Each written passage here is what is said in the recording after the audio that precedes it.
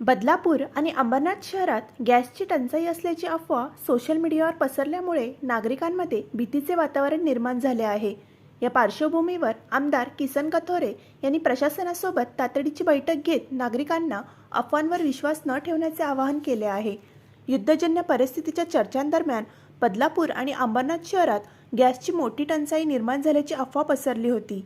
या अफवेचा परिणाम म्हणून नागरिकांकडून गॅस सिलेंडरच्या बुकिंगमध्ये अचानक मोठी वाढ झाली।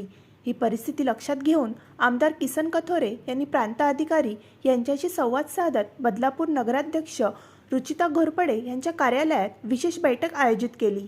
या बैठकीला शहरातील सर्व गॅस वितरकांना बोलवण्यात आले होते। गॅस विक्रेत्यांशी झालेल्या चर्चेत त्यांनी स्पष्ट केले की शहरात किंवा तालुक्यात कुठेही गॅसची टंचाई नाही, मात्र अफवांमुळे गॅस बुकिंगमध्ये जवळपास 4 पट वाढ झाली आहे। यामुळे जो गॅस सिलेंडर साधारण 4 दिवसात मिळत होता तो सध्या 8 दिवसांनी मिळत असल्याने नागरिकांमध्ये गैरसमज निर्माण झाला। तसेच शहरात मोठ्या प्रमाणात महानगर गॅसचा वापर होत असून त्यासाठीही नवीन नोंदणी वाढल्याने वितरणात तात्पुरती अडचण निर्माण झाली आहे। ही परिस्थिती सुरळीत करण्यासाठी प्रशासनाने आवश्यक मार्गदर्शन केले आहे। केंद्र आणि राज्य सरकारकडून नागरिकांसाठी पुरेशा प्रमाणात गॅसचा पुरवठा उपलब्ध करून देण्यात असल्याचे प्रशासनाने स्पष्ट केले। व्यापाऱ्यांना सुमारे 70% पुरवठा देण्याची मागणीही बैठकीत मांडण्यात आली। तसेच शाळा, रुग्णालये आणि इतर अत्यावश्यक सेवांना 100% गॅस पुरवठा केला जाणार असल्याची माहिती देण्यात आली। म्हणूनच शहरात गॅस संदर्भात कोणतीही अडचण निर्माण होणार नाही असे सांगत नागरिकांनी कोणत्याही अफवांवर विश्वास ठेवू नये असे आवाहन आमदार किसन कथोरे यांनी केले। या बैठकीला बदलापूर नगराध्यक्ष रुचिता घोरपडे, आमदार किसन कथोरे, प्रांत अधिकारी विजयानंद शर्मा, तहसीलदार अमित पुरी, पोलीस प्रशासनाचे अधिकारी तसेच शहरातील गॅस विक्रेते उपस्थित होते। कशा संदर्भातली मीटिंग होती आणि काय चर्चा झाली आहे?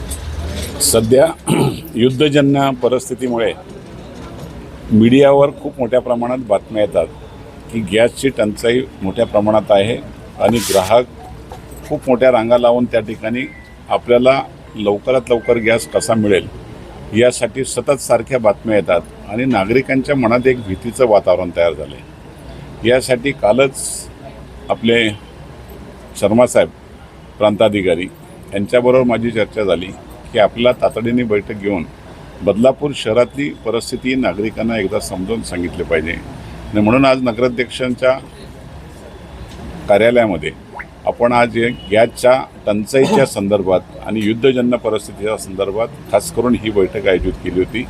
आपल्याला एकच विनंती आहे की आता आपण सगळ्याच गॅस विक्रेते आहेत त्या सगळ्यांना बोलवलं होतं, त्यांनी प्रत्यक्ष माहिती दिली। लोकांच्या अफवेमुळं बुकिंग वाढलेली आहे। गॅसची टंचाई अजिबात नाही। बदलापूर शहरामध्ये, बदलापूर ग्रामीणमध्ये, संपूर्ण आपल्या तालुक्यामध्ये कुठल्याही प्रकारची गॅस सिलेंडरची टंचाई नाही।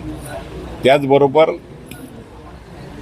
ग्राहक जो आहे त्यांच्यामध्ये भीतीचं वातावरण असं तयार झालं आहे। बदलापूरला खूप मोठ्या प्रमाणात आपल्याला महानगरचा गॅस मिळतो आहे। त्यांनीसुद्धा आता नवीन नोंदणी सुरू केली आणि ती नोंदणीचं खूप मोठ्या प्रमाणात वितरकांच्याकडे त्रास व्हायला सुरुवात आहे। हे होऊ नये यासाठी त्याच्यावरही आज खूप चांगल्या प्रकारचं आमच्या अधिकारी मंडळींनी सगळ्यांनीच सगळ्याच यंत्रणेच्या अधिकाऱ्यांनी आपल्याला व्यवस्थितपणे मार्गदर्शन केलं। कोणी चुकीच्या बातम्या देत असेल तर त्या देऊ नयेत। नागरिकांना उलट आव्हान करा की बदलापूरमध्ये कुठल्याही प्रकारची टंचाई नाही, गॅस व्यवस्थितपणे मिळतो आहे। फक्त एकच आहे का बुकिंग केल्यानंतर बुकिंगची दरवेळेला रोज बुकिंग होत होती त्याच्यामध्ये 1.5 पट नोंद वाढली गेली आणि म्हणून त्यामुळं कदाचित 4 दिवसात मिळणारा गॅस सिलेंडर तो 5, 6, 7 दिवस, 8 दिवसामध्ये तो मिळाला गेला आणि म्हणून त्या मनामध्ये लोकांच्या शंका निर्माण झालेली आहे। वस्तुस्थिती तशी नाही। निश्चित राज्य सरकारने खूप मोठ्या प्रमाणात लक्ष देऊन ही नागरिकांची चांगल्या प्रकारची व्यवस्था केलेली आहे आणि त्याचसाठी खऱ्या अर्थाने आज ही बैठक आयोजित केली होती।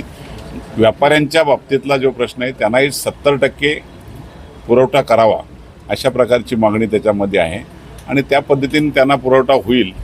हॉस्पिटल असतील, शाळा असतील, अन्य ज्या यंत्रणा आहेत त्यांना 100% पुरवठा मिळेल। त्यामुळे कुठलीच अडचण बदलापूर शहरामध्ये नाही। नागरिकांना विनंती आहे की आपण अफवेवर जाऊ नका। प्रत्यक्ष आपल्याकडे असलेला पहिला भरलेला सिलेंडर आहे तो दुसरा भरण्यासाठी लाईन लावू नका.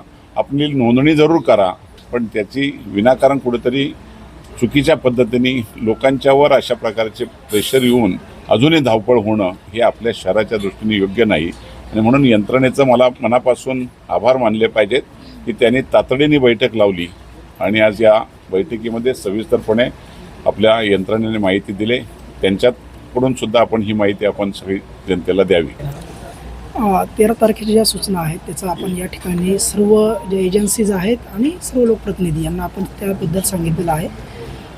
त्याच्यामध्ये एक 10-12 प्रकार आहेत ते आपण तुम्हाला स्वतंत्रपणे आम्ही पुरवणार आहोत. मूलतः या बैठकीचा हेतू हा होता की या ठिकाणी या बैठकीमध्ये सर्व लोकप्रतिनिधी, सर्व गॅस एजन्सीचे जे मालक होते आणि पोलीस विभाग, महसूल विभाग या सर्वांची एकत्रितपणे ही बैठक घेण्याचा हेतू हा होता की नागरिकांमध्ये जो संभ्रम आहे, जी पॅनिक परिस्थिती आहे ती परिस्थिती कमी करणं आणि गॅसचा जो पुरवठा आहे तो सुरळीत करणं. म्हणजे गॅसचा पुरवठा प्रत्येक एजन्सीला जो मिळत आहे तो तेवढाच मिळत आहे. फक्त बुकिंग जी बघितली आपण आता एका गॅस एजन्सीने सांगितलं की त्यांच्याकडे डेली बुकिंग जी होती ती 800ची होती, ती आता 2000 क्रॉस करून गेली. म्हणजे ही पॅनिक परिस्थिती आहे. तर ही परिस्थिती नागरिकांनी थोडासा संयम राखला आणि नागरिक जर थोडा स्वतः आश्वस्त झाले की आम्हाला सगळं व्यवस्थित मिळत आहे तर हा जो गॅप पडलेला आहे ऑटोमॅटिकच हा कमी होणार आहे. तर इतर शहरांमध्ये जशी अफवा आहे किंवा काही शक्यता आहे की काळा बाजार केला जातो सिलेंडरमध्ये, सिलेंडरच्या बुकिंगमध्ये किंवा वितरणामध्ये, तर आपल्या शहरामध्ये तशी परिस्थिती आहे का आणि असेल तर काय सूचना केल्या? नाही, आपल्याकडे अजून आतापर्यंत एकही अशी कंप्लेंट आलेली नाही आहे काळ्या बाजाराची. सर्व विभाग जे आहेत त्यांच्यामध्ये व्यवस्थितपणे समन्वय आहे आणि अशी कुठलीही जर कंप्लेंट आली तर त्याच्यामध्ये तातडीने कार्यवाही करण्यात येईल. आत्ताच असं ACP साहेबांनी देखील या ठिकाणी सांगितलेलं आहे. रेशनिंग ऑफिसर देखील या ठिकाणी होते. सर्व गॅस एजन्सीला देखील आम्ही तशी सूचना केलेली आहे.